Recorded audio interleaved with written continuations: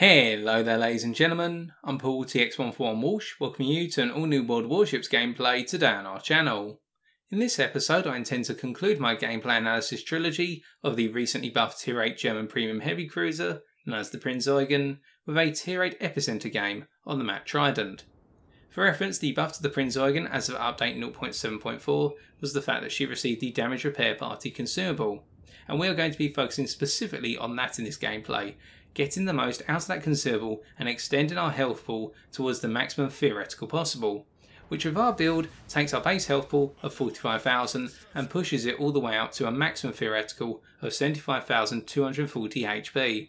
That's because we have Superintendent and Premium Consumables in play, giving us the ability to get 4 heals, and with the heal signal flags also equipped, we can heal for 28 seconds 270 HP per second on each heal.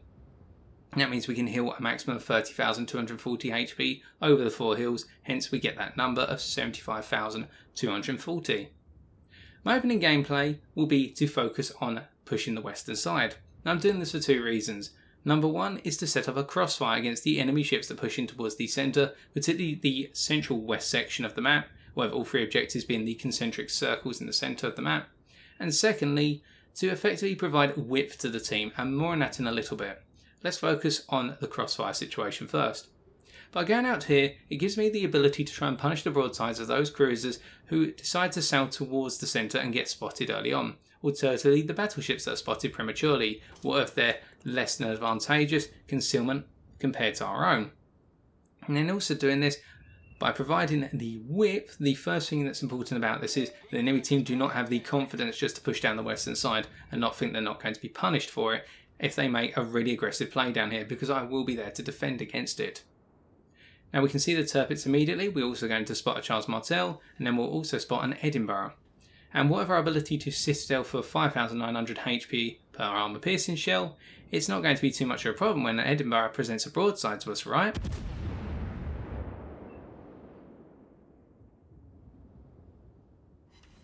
Okay, well perhaps that one was just bad aim on my part. Let's try again. Give us a sec.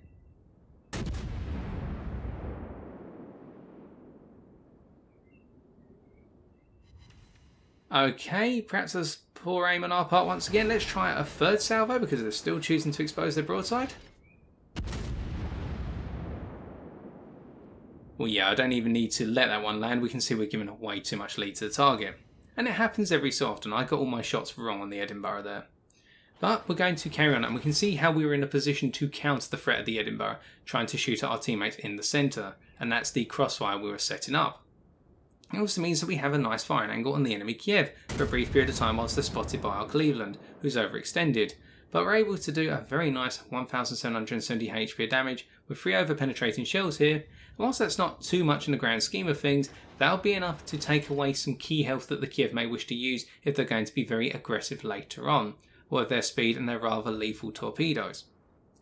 Now as we push up, let's talk a little bit about the tanking and durability aspects of the Prinz Eugen, or really that it's not about the tanking in this ship, it's about the extended durability, which is why I'm using the landmass in front of me as cover to shoot over.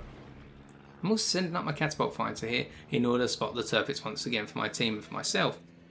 Now the reason I want to bring on this is because what you have to remember when you are given a heal consumable in a ship such as the Prinz Eugen is that it's for the purpose of healing light damage. It even says that in the description, I believe. It's not there for the purpose of healing heavy amounts of damage, which battleship heals are there by comparison, such as on the Tier 8 Premium 3XP battleship known as the Nelson, what of its super heal. The idea of your heal is the ability to be able to heal some damage over time and therefore keep yourself topped up, particularly as you're going into the next engagement. And here you can see I'm already getting ready to angle against the return fire of the Tirpitz. I'm expecting a broadside of armour piercing from their 380mm caliber guns. Now in return, by angling, what it means is the Tirpitz is going to have a difficult time of penetrating my own armour, because they do not have the ability to overmatch my aft section or alternatively my bow, what have both been set up with 27mm of armour, and what with the overmatch rule being that you can only overmatch armour where your gun caliber exceeds 14.3 times the amount of armour present. 27mm times 14.3 gives you a total of 386.1, which means the Tirpitz's guns cannot overmatch it. So if I turn my aft, they're going to have a difficult time unless they hit my superstructure or they hit my AF section directly. I point it directly towards them. And if I go bound, I can get away with it as well. And tossing more and more shells towards the turpets, I'm trying to get as much of their health down as possible, picking up some nice salvos here, not too many of them penetrating unfortunately, and switching my attention where possible back to the enemy cruisers, simply because they'll be given the broadside such as on the Charles Martel. And we can see this is putting the enemy ships down on this western side under a considerable amount of pressure, to the point they're actually starting to heavily pull back, particularly the cruisers, the Charles Martel taking a massive hit there from what appears to be one of our battleships, and the Edinburgh also pulling back. In the meantime, the turpets is starting to move forward a little bit, but I've got much smaller fish to fry now in the form of the enemy Kiev, after we fire off one final salvo by the looks of things towards the Edinburgh, who's given another extended broadside. Now looking at the minimap, we can see that the Kiev has definitely pushed out from their southwestern position in the centre of the map, on the central objective, and they're trying to rush towards the rear of our Bayern, the Tier 6 German battleship on our team. But I'm in a position whereby, again, I can catch them on the crossfire, with the ability to throw in a high explosive here whilst they're turning their attention towards our friendly Kagero, meaning that I'm able to help out our friendly destroyer. Doing considerable damage there with 5 high explosive hits, and we only need 2 more in order to bring that destroyer down. I say 2 because what you have to remember is German high explosive isn't that great in the grand scheme of things, where its ability to do a maximum damage in the case of the Prinz Eugen of 2,500, which is why we needed the 2 shells there rather than just 1. In return, we can lob a quick armor piercing salvo into the broadside of the turpets once again, hopefully picking up some more damage, trying to get the most out of them exposing their broadsides, and that's a 5,000 damage hit there, which is rather nice. Now with that, we can see that the North Carolina is starting to push in as well, and this is where we're going to try and hurt them a little bit. And because they're showing some broadside, we're expecting we can throw armor piercing in and really start to build up some damage. Another 5,000 damage salvo there, but the turpets is coming out from cover, and with their broadside exposed, we're going for another hit on their broadside, trying to get it in the centre as well, so that way we can hit the superstructure and get some real mileage out of the hits. Unfortunately, a lot of our shells shattered there, they didn't hit down on that centre section, and we did get some over penetrations. And it's at this point that we start to pull further back. We're going to try and pull the turpets away from the battlefield now. I'm using high explosive to do this as well because I want to become a nuisance, because one thing that cruisers can do is set fires on a frequent basis, or their ability to fire at a reasonable rate. Now of course I'm juxtaposing this against the rather poor fire rate of the Prinz Eugen, with its reload being at 13 seconds, but even then, with the amount of shells that we can throw out from our 8 guns, we can see that fires are not going to be too far away, with our fire chance of 15%. And there's a fire after our 3rd salvo. And by being a nuisance to the turpets, what we can now do is pull them out of the engagement. Now I'm of course sacrificing my ability to contribute to the centre of the map, but I think that by pulling the battleship completely out of the game, this is going to be important for our team, as we pick up a nice 5,500 damage armor piercing salvo there on the superstructure of the turpets. Now why this is important is because what I'm now going to show you is just how much damage you can take over time in the Prinz Eugen against a battleship who is determined to bring you down. Now what we can also see here is the contrast in the heel of a battleship versus the heel of a heavy cruiser at Tier 8, in that the turpets can heal so much more damage than my own ship. And I must admit I gave way too much broadside there, which is why I was punished towards the rear of the ship with an armor piercing shell. It didn't citadel, but it did penetrate. Once I manage my angles appropriately, that turpets is going to have a difficult time in really doing armor piercing damage to me, and in return I can keep setting fires and burning down their health pool over time. But in return, what we can see is, as they're using their secondaries and their armor piercing to whittle us down, we're not able to keep taking large chunks of damage. Instead we have to keep angling to make sure we don't take too much, and our health pool is dropping rather rapidly compared to the turpets, who was only originally on say 11,000 health when this engagement started. But it's because we have the extended durability, we can afford to do this and take one of the most durable ships on the enemy team out the game over a long period of time. Now you may be thinking at this point, well, why didn't I just charge towards the turpets and use my torpedoes, and the fact that they can't overmatch my bow? Well, the important thing to note is I would if this had been a Bismarck, but because the turpets has torpedo launchers, a set of 5 torpedoes per launcher, 1 launcher to each side of the ship, what it means is I can't afford to do that without the risk of being torpedoed, and I'd rather not throw my ship away. Of course taking out the turpets in the process, but I personally feel it'd be throwing my ship away and not to the mutual benefit of my teammates. So instead I'm just trying to keep setting fires on the turpets. There's another fire there, as they hit for another 2,000 damage salvo their armor piercing, but you can see they're not getting great returns out of it, and I'm gradually bringing the battleship down, just gradually kiting away from them, being an inconvenience. and that's another 2,000 damage salvo on us, but they're burning, their health's going away, throwing in another armor piercing salvo, and following this hit, it means we just got to let the fire finish them off, because they're on such a low health state now, and they can't get rid of that fire, and it's not going to be put out naturally in time. And with that, that is the turrets sunk. Now we have had to use a lot of mileage on our heals and our ability to take damage, i.e. our maximum health pool, in order to get that kill. And on top of that, this now brings us to the point of what do you do when you've been pushed out of the game in an Epicenter match? Well, this is where the flexibility of a cruiser comes in, because now at the halfway stage in the game I have the ability to head back in towards the central objective and start to contribute to the overall game once more.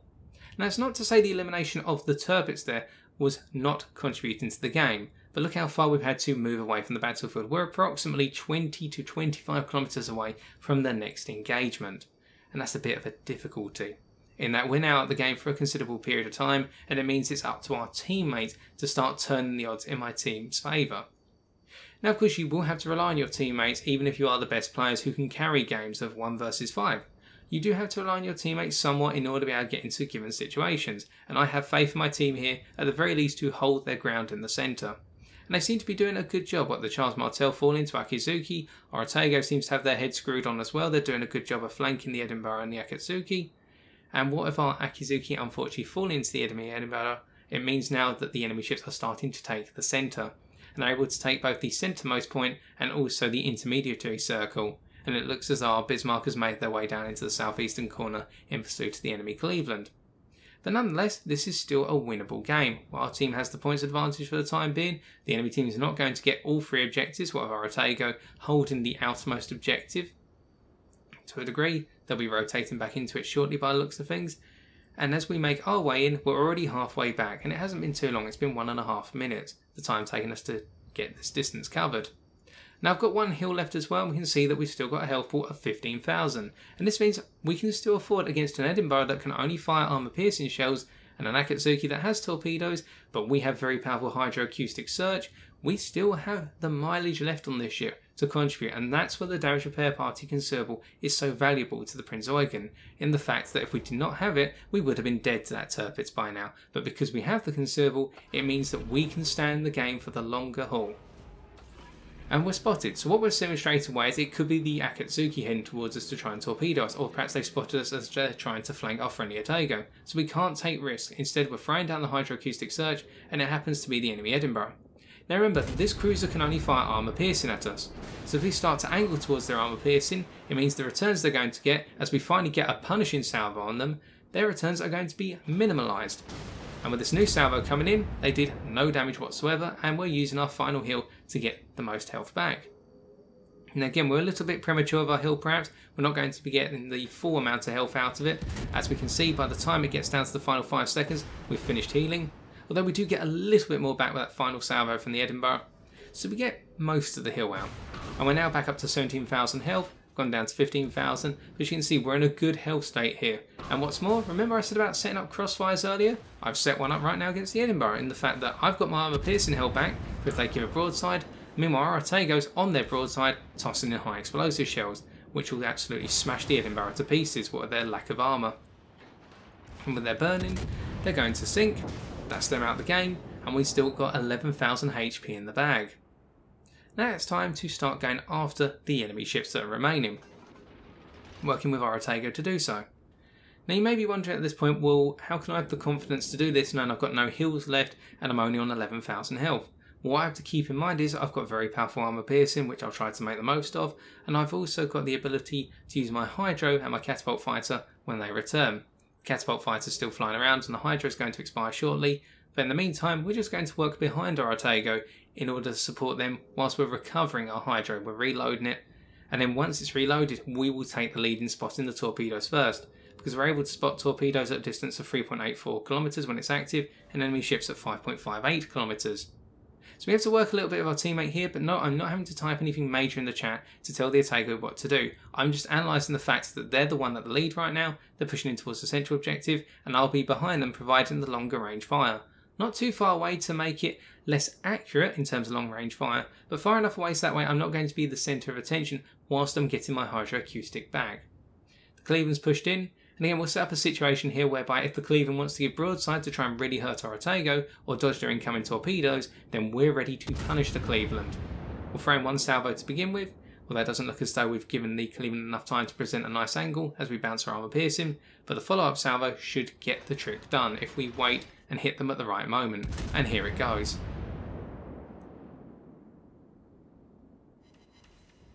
A nice 11,000 damage off of them, and it looks as though our Otago is going to finish them off with their torpedoes at close range.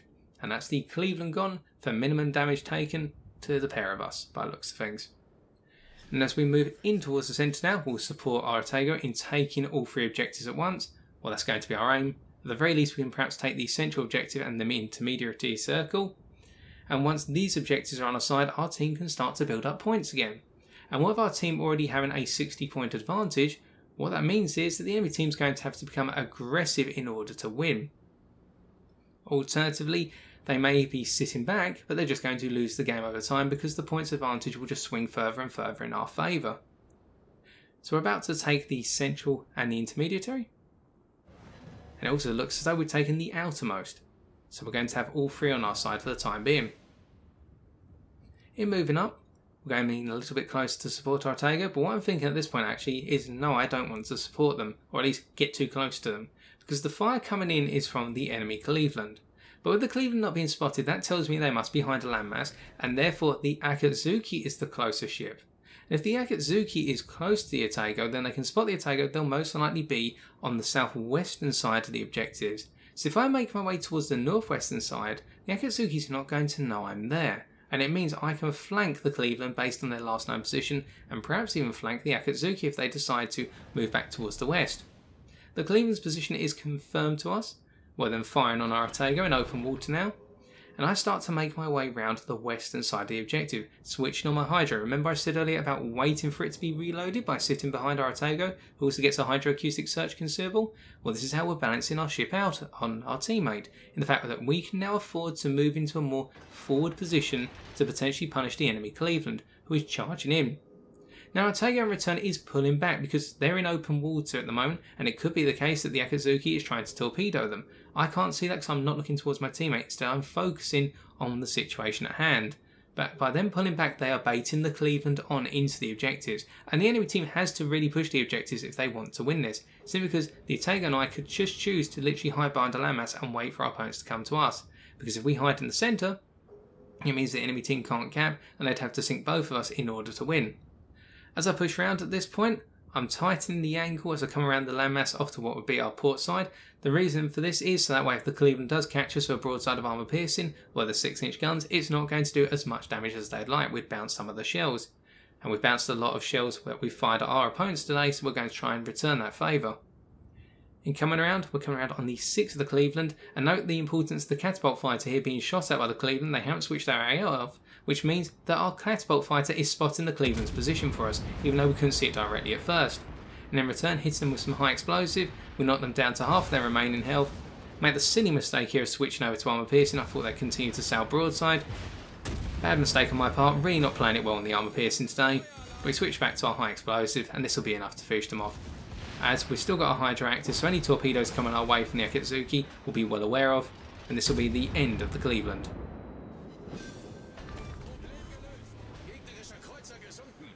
And now it's just a case of looking for the Akatsuki, but with them capturing the central objective, it means they've got to be in the centre, and as our Otago hasn't seen them yet, they've got to be over towards the eastern side. Our Otago spots them. It means all we need to do now is chase the Akatsuki out of the game, by shooting them to pieces until they go back to their concealment or sink to the bottom of the deep blue sea. With there only being 1.5 minutes left on this game, they're really not in a situation to win, because even if they throw all their torpedoes towards our Otago and myself, they're not going to win this because they'd have to sink both of us, and they don't have the gunpowder to beat 2 cruisers. We get a hit on their bow, it's not enough to finish them off, but hopefully our Otago can do so, right at the end here. In what was a rather long and hard-fought game in the end, we can see that our battle performance amounted to a damage output of 119,940 HP, and we also picked up the heroic achievement of Dreadnought, for receiving damage exceeding 120% of our ship's normal health pool from 4 or more enemy ships and survived the battle. Coming on to the team scores, we can see that we topped our team in terms of base experience earned, picking up 2,526. Our role in this game was split into two halves. The first 10 minutes saw us putting pressure on the western side of the map, trying to punish the broadsides of those enemy ships that pushed down the western side but focused their attention towards the central objective. A grouping of the Edinburgh, Charles Martel and Tirpitz were all our main targets, and whilst we weren't too efficient in punishing them, we did rack up considerable damage over time. By also giving width to our team, it meant they were able to shut down the enemy Kiev who tried to push through for the centre-western section to flank off any Bayern, but they weren't allowed to do so thanks to our high explosive being ready to fire. We even managed to bait the enemy Tirpitz all the way out to northwestern extremities of the map and finished them off using our hill and our angled armour in order to prevent them from whittling us down, and in return we used our fires to burn them into the deep blue. The second half of the game saw us push back towards the central objective, using the flexibility and speed of our cruiser in order to do so quite rapidly. In return, we must be grateful to our ARP Tikal, as sailed by Magmaster, who did a brilliant job of assisting our team in holding up the enemy fleet in the central objective as we made our way down, as the odds were starting to turn in favour of the enemy team, but in the end for our teamwork, even though we didn't really talk in the chat, we were able to finish off the remaining enemy ships and secure the victory for our team. Coming on to our detailed report, we have two key items to note. The first is the damage we received, 64,238, or on a relative scale, that's 143% of our base health pool, i.e. the 45,000, hence why we received the Dreadnought achievement. And in terms of our maximum theoretical health pool of 75,240, this is 85% of that value. So we got quite a bit of value out of the heals we had, not a maximum amount, but we did a good job in using our heals to the best possible effect. This goes to show the ability for you to have the long duration in the Prinz Eugen now, not the tankiness as such, but the ability to keep your health topped up for the long haul of the game, to be a considerable threat even when the game goes down to its last couple of minutes. And the other item to note is in the time and distance category, where we travelled a distance of 31.89 kilometres, and this serves to reflect our point from earlier of the flexibility of cruisers, particularly in the mid to late stages of the game, where they can use their speed to traverse ground rather rapidly, not as fast as destroyers, but have the ability to get back into the fight when they've had to pull out of the fight, either to take a hill or pull an enemy ship away from the engagement in order to finish it off before coming back in to help deliver the decisive blow. And finally, in terms of credits and experience earned, we can see that after additions and deductions, we walked away with 664,535 silver credits and 39,787 commander experience. To conclude, hopefully today we've demonstrated the extended durability the Prinz Eugen now has with the damage repair party consumable conferred to the ship. In this gameplay in particular, the engagement we had with the Tirpitz where they were chasing us would have seen us go down to a critical health state or turtily sink to the bottom of the deep blue by the time we'd set the fire to finish off the Tirpitz. But with the ability for us to heal the damage we've taken over the long duration of the game with our 4 heals and trying to get the most out of each heal, we saw how we're able to tap into our maximum potential health pool and keep ourselves in a competitive health state. Whilst towards the end we were towards a quarter of our health as we re-engaged the enemy fleet, it wasn't too much of a problem because we knew what we were going up against and we could set ourselves up accordingly to make the most of the health we had left. We could afford to still take hits, whereas other ships may have not been able to do so, such as the Remnant Cleveland. In return, this goes to show how when you manage to heal effectively on the Prinz Eugen, you're going to be in the match for the long haul. And so I've been TX141, and if you have enjoyed this video, why not leave a like, comment or subscribe for future World of Warships videos on my channel. I promise next time, ladies and gentlemen, it won't be the Prinz Eugen that's showcased on the channel, it'll be an entirely different ship.